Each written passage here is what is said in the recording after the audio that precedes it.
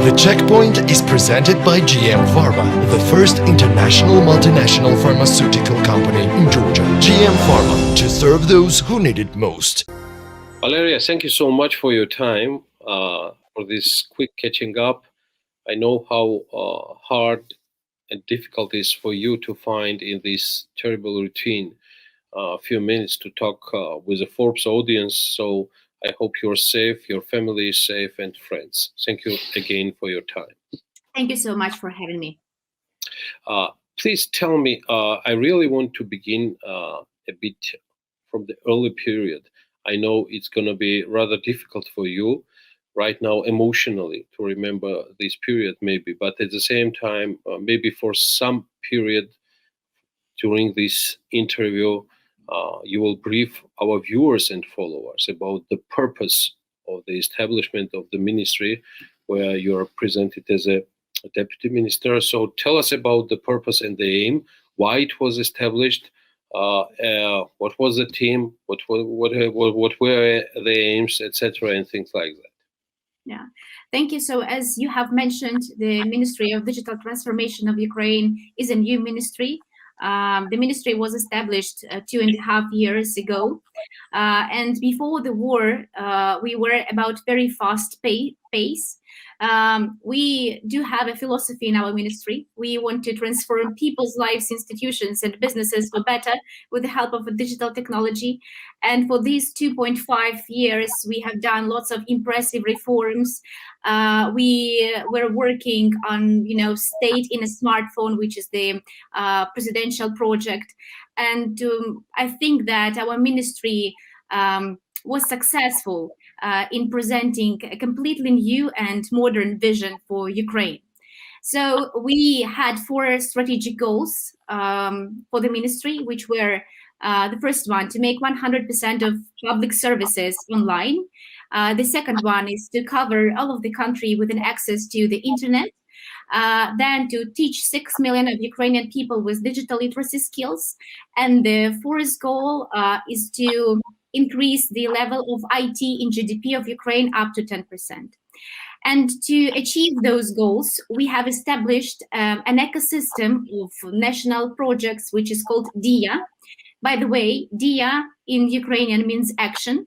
And yes, and DIA means action. And it's also an acronym in Ukrainian that has another meaning, state and me.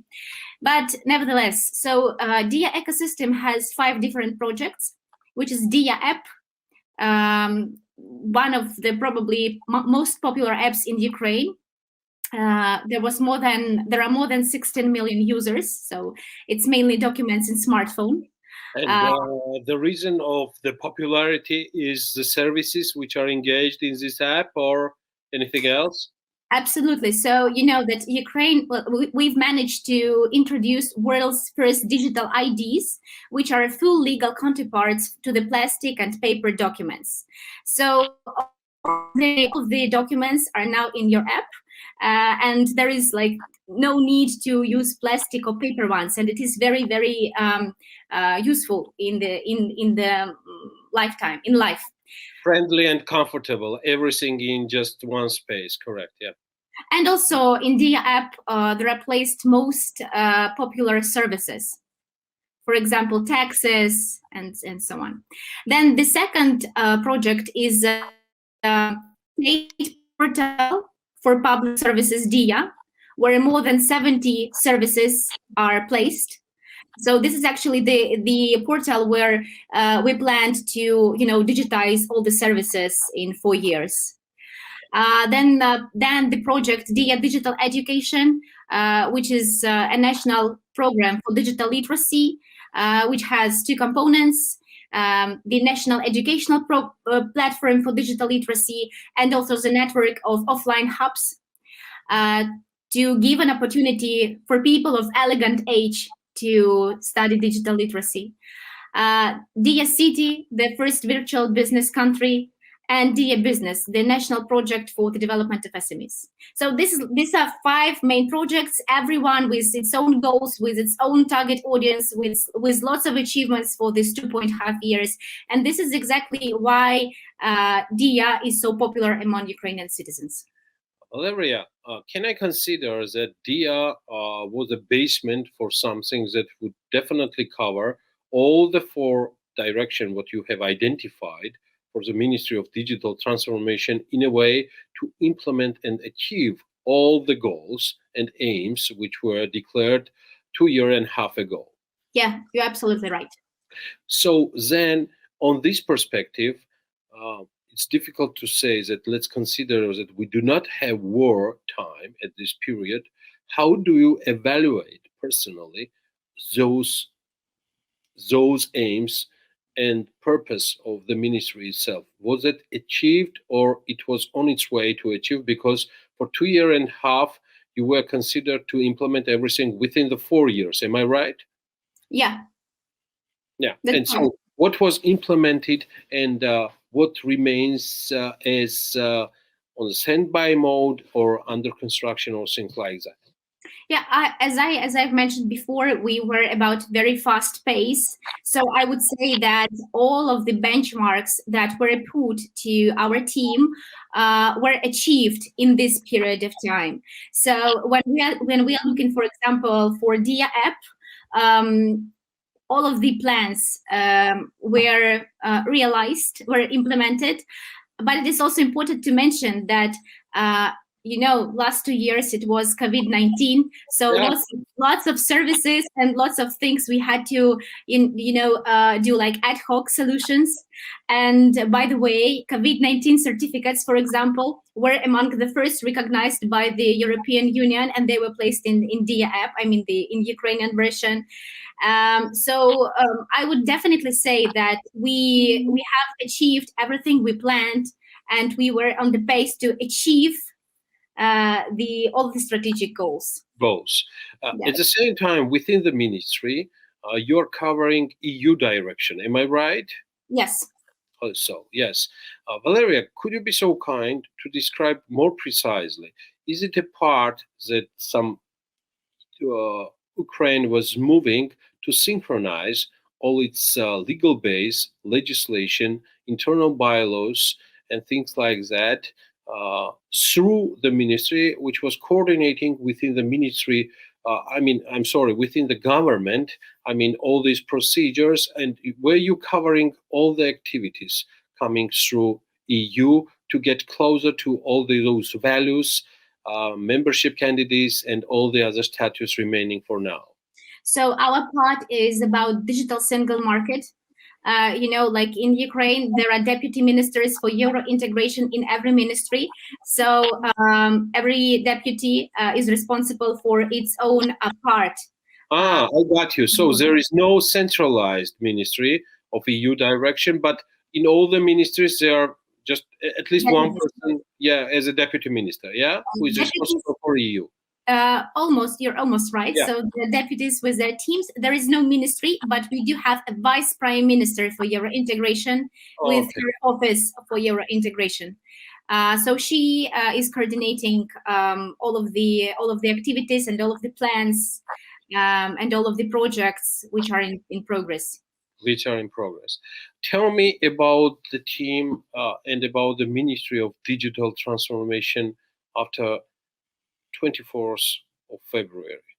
How everything was transformed. I hope the team and team members, their families, they feel safe, and I hope they are all well, including the ministry, which was identified within the new government of Ukraine as one of the most, how to say it, reformatic and progressive body of the government. So tell me a bit more how you guys are doing nowadays. Yes, thanks for the question. Well, maybe it would be better, first of all, to explain more about our team. So we do have the Minister of Digital Transformation, who is also the Vice Prime Minister. He has the status because he also coordinates the activity on digital transformation that happens both on national level in different ministries and state agencies, state governmental agencies, and on regional level. So 2 years ago, we had a new position in the government, which is called CDTO, Chief Digital Transformation Officer. And now those CDTOs are working in different state institutions. They are responsible for digitalization of different spheres. Let's say CDTO in the Ministry of Education is responsible for educational sphere, healthcare, infrastructure, and so on. So our minister is Vice Prime Minister because he coordinates all of the other activities. We also have a great, very strong team of deputies. I would say I am really honored to be a part of this team, and now I'm smiling because I really miss them a lot when remembering. So the majority of my colleagues, deputies, they came from business. They never were, service members. Part of the governmental agencies and things like that. Never worked for administration. They are just founders of business, startuppers, and so I think this is one of keys of the success of our ministry. Definitely advantage, Valeriya. Yes, and every deputy is responsible for a different direction and for one goal, and that makes the management more effective and more strict, because what are you responsible for, what are you working for. Speaking about the February 24th, well, I think it was shocking for everyone. I was breastfeeding my 2-month baby when I've heard in the morning the bombs. I didn't realize what was happening. Like I understood that there might be such a scenario, but I think that no one believed till the end that it really might happen. So yes, so like the first calls were to the family, of course, and the second ones were to the team, and this was made by every deputy to call to our team to organize the safe place, the secure place for them and their families, and also to understand how we should rearrange our work and how we should work remotely. So it took a couple of days to fix all of these questions, but generally we have been in touch all the time during the 24th and 25th of February until we've fixed all these issues. And it's pretty ironically, but the process of digitalization continues even under constant bombs and missile attacks. How is that? Tell me a bit more. That it's still in process, you're saying, please. Right. And yes. It's still installation. I mean, all the works are happening and done. Yes, like we've starting from the 24th of February, we have launched a couple of new services and products. For example, donation to the army through DIA app, then e-document, and an additional ID card for citizens, because lots of people had to evacuate and lots of people forgot their passports at home, or they did not have the DIA before. So we have done this e-document for them. Then we have launched DIA TV and DIA radio. So with in the app, so citizens always have an access to a credible news source. Then we have launched another service, which is financial assistance. The service is called e-support.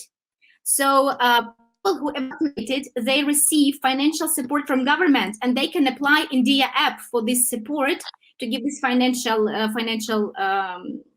support. Sorry. Yeah, correct me if I'm wrong. During this period, while following up all the previous tasks and the agenda, what MDT used to have before, at the same time, you guys are reaching some various connections with some engagement. Your minister, same Vice Prime Minister, as far as I know, he was personally in charge with the connection with also Elon Musk and other, other giants of the tech, with whom was also personal connection coming from President Zelensky as well. And after that, what we see, Valeriya, is that there were also few deliveries coming from company on behalf of Mr. Musk. I'm talking about Starlink equipment, which was delivered to you a few times. How it's working? Can you share some? Our internet connection is fine. It's Starlink or it's something else? Yes, so like lots of questions in one. So first of all, I would say that basically we push big tech companies to impose corporate sanctions on Russia. We do it with the help of digital technologies, like with social media, like Twitter and so on. Modern war requires modern solutions, I would say. We have to block Russia in every possible way. For us now, the world is divided into black and white, and we really want everyone to understand it. We are convinced that if a business chooses to cooperate with Russia, it chooses the dark side. It automatically supports blood, death of Ukrainian children, and total destruction. So we expect responsible companies to support us, and mostly they do it. To date, we have approached more than 500 tech companies, and this figure grows every day. And regarding the successes, I would say that it really depends. Some businesses have shown significant support and position by stopping all kinds of operations in Russia and donating huge amounts to Ukrainian funds for army or humanitarian needs. But some of the companies, they still try to act like a gray zone, declaring to stop business in Russia, and then it turns out that they still sell their products. They still operate in Russia. Yes, and other companies try to ignore and stay silent as much as possible. But it's really not the time to be silent. Today, but you at have the same time, can you consider them as they're definitely in minority, Valeria, correct? Yes, they are in minority, but there are like big corporations Players, with names. Big names. With big names, yes. But we are still working, and we won't stop till Russian market is empty of international business. Speaking about another question about personal connections, I'm sure you can see them all in Twitter. We, both the president and our vice prime minister, they are communicating to the world of what we are doing, who are we communicating with. We always say thank you to our partners for the support that we receive from them. You have mentioned the SpaceX and Elon Musk. We really appreciate a lot their support and their donation with the Starlinks, which now are used in our critical infrastructure on the national, on regional level. So it is really it is a big help for Ukraine right now. Russia is trying to destroy our telecommunications infrastructure in order to leave the territory of Ukraine without communication, without mobile coverage, without radio and television broadcasts. There are some problems with the internet connection, mostly where the military operations are most active. For example, in the Kyiv region, these are Irpin, Bucha, Gostomel, Vorzel, not always high quality connections in Kharkiv, Kherson, Chernihiv region, in Melitopol and Mariupol, the connection is minimal. Now all telecom operators and relevant state bodies have united with one goal to ensure that mobile and fixed communications remain at the highest possible quality level. And I want to say that our specialists involved in rebuilding damaged infrastructure are real heroes. They do work and restore everything very quickly, even though it is very risky. Thousands of Starlink terminals operate where there are problems and in remote areas. And it also helps, as I've mentioned, in critical infrastructure, like, for example, hospitals and others, and other institutions. Well, Valeria, you mentioned about various local businesses who are naturally engaged in the process. We're talking about big tech names, international and global players. At the same time, can you tell me a bit more about local Ukrainian companies? How do they do after 24th of February? There were a big competition. It was some political attitude. They were engaged with some other political forces. How they are doing right nowadays? Where do they stand? They are part of the common agenda, or there are still some misunderstandings? As you absolutely rightly mentioned, this so-called gray attitude, where everybody is trying to find golden medium, which does not really exist in such a situation. No, we Ukrainians, we always stand together.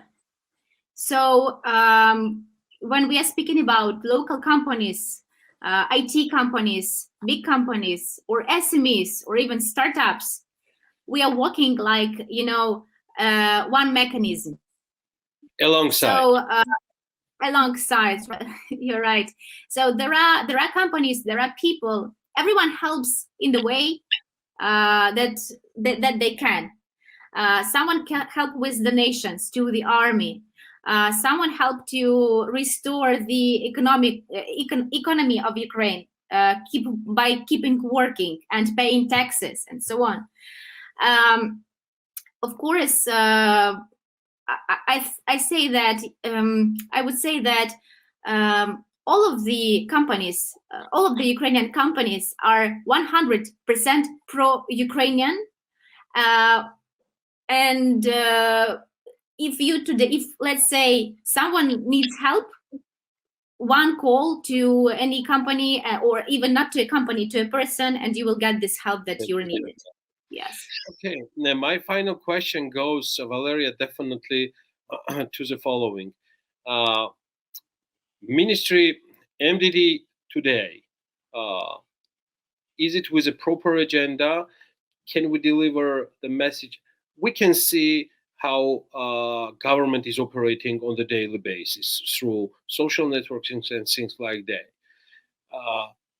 How has changed your routine after 24th of February? I'm talking about during the wartime. Is it constantly changing because the aims are changing, the contacts are constantly changing, the list is getting bigger, sometimes smaller, with whom you should coordinate? At the same time, I'm so happy for Ukrainian solidarity. I'm talking about business solidarity at the same time. But for today, what is the main aim of MDT, which should be achieved, where we also can be useful as a part of regional business community to you? The main aim of MDT is the same as the main aim of all of Ukrainians, is to win the war as soon as possible. You will win this war. We definitely will. We are doing everything what is possible and impossible to do this. So that is why the agenda of MDT is mainly ad hoc. So when we see the challenge, when we see something where our help is needed, we are there. However, we do not forget about our strategic goals, and we are still trying to keep working on them. For example, by, again, internet coverage, or for example, education. Education process still continues. So we are still doing the projects that we planned, but we are doing them faster with the help of our partners. So I'm sure that when the war will end with our victory, we will already have we will already achieve those goals that we have planned for 4 years, or we will be very near to that goal. I'm more than sure. Valeriya Ionan, Deputy Minister of Digital Transformation of Ukraine. Valeriya, through this video message and our conversation for 25 minutes, please pass my best wishes and all the best. God bless you all and your family. Stay safe, and yes, we'll definitely win. We will definitely win this war. Thank you for your support. Let's keep in touch. Consider you have family and friends here, so always count on us, please. God bless you. Bye. Thank you. The Checkpoint is presented by GM Pharma, the first international multinational pharmaceutical company in Georgia. GM Pharma, to serve those who need it most.